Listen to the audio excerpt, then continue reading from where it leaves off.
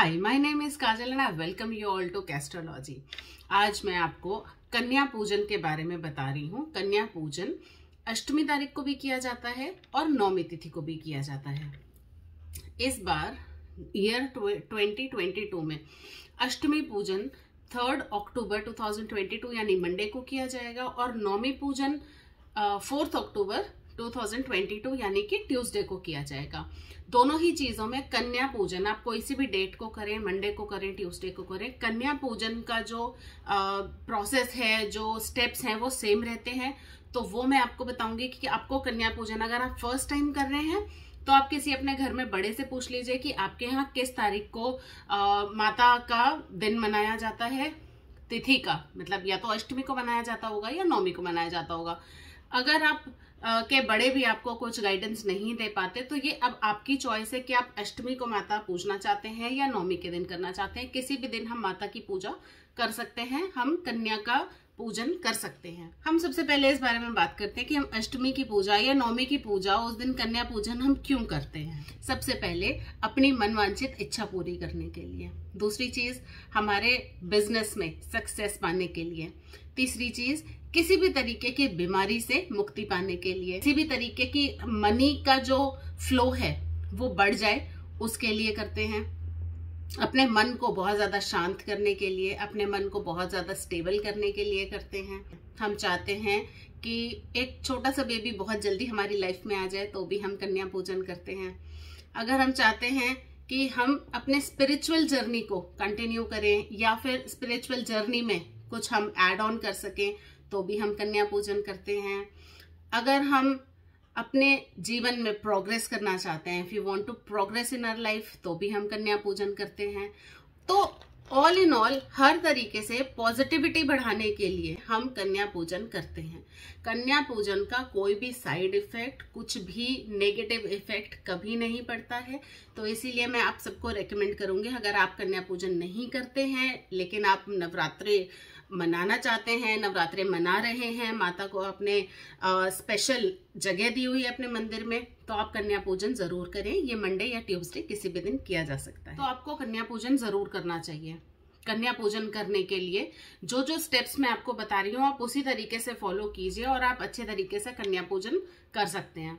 सो मैंने आपको डेट बता दी है, मैंने आपको डे बता दिया। अब करेंगे क्या? सबसे पहली चीज, आपको आज के दिन क्या प्रसाद बनाना है?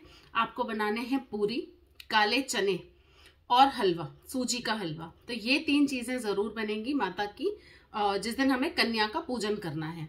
इसके अलावा आप कोई भी एक सब्जी, दाल कुछ भी बना सकते हैं, बस उसमें अनियन, गार्लिक ऐसी चीजों का यूज ना करें। अब जब आपने ये प्रसाद बना लिया उसके बाद आप रोज की तरीके से ही, अष्टमी या नौमी दोनों के लिए आप सेम तरीके से फॉलो कीजिएगा। आपको रोज की तरह ही माता की पूजा करनी है, उनकी जोत जगानी है। जो भी उस दिन का प्रसाद भोग मैंने बताया है, मैं नेक्स्ट वीडियोस में बता दूंगी, आपको वो उनको भोग प्रसाद लगाना है। उसके बाद आपने जो कलश वहां पे भर के रखा था जल का, जिसमें हमने सारी चीजें डाली थी, हमने उसमें एक चांदी का सिक्का या सिंपल कॉइन डाला था, पैसे डाले थे, एक हमने उसमें सुपारी डाली थी, उसमें हमने ऐसी कई चीजें डाली थी। आप उस लोटे को उठा लें वहां से, और उसके ऊपर नारियल भी रखा था, तो नारियल हटाएं, लोटे को उठा लें। नारियल को आप किसी अपने घर में किसी भी जेंट्स से उसे तुड़वा सकते हैं।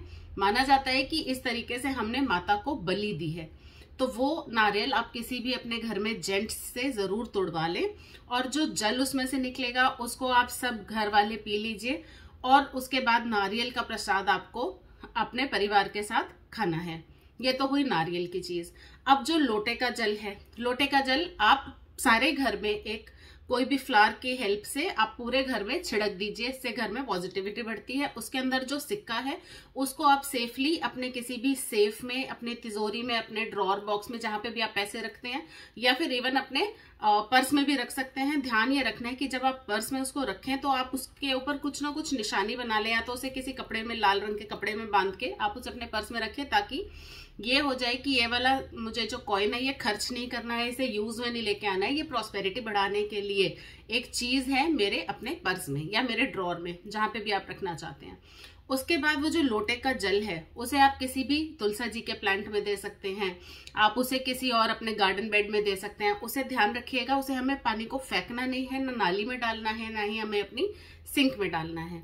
तो ये हो गई हमारी जो हमने कलश स्थापित किया था उसका हमें क्या करना है।